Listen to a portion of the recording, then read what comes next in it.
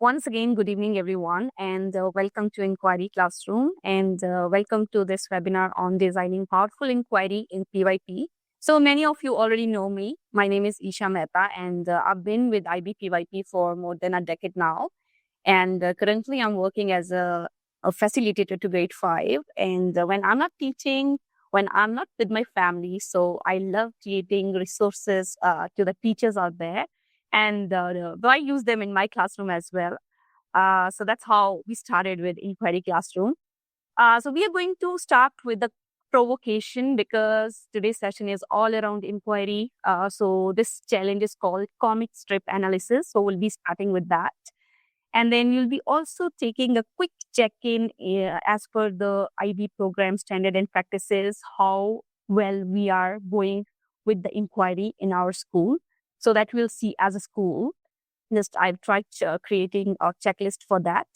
And then we'll understand the importance of provocation because that's the beginning point for inquiry. And I hope that many of us are already starting provocation. So whenever you start a new concept in your classroom, after that, I'll be sharing a toolkit where I'll be sharing a lot of, provocation strategies that you can use right away in your classrooms.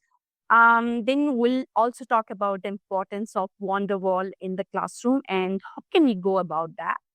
And then, so teacher as facilitator. So the shift, we'll talk about the shift.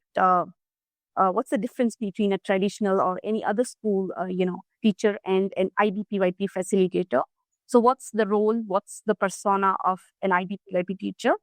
Then we'll be discussing, a sample student-led unit of inquiry. So you'll be seeing how students' question can move the direction of your unit and what you're planning for the next day or the next week.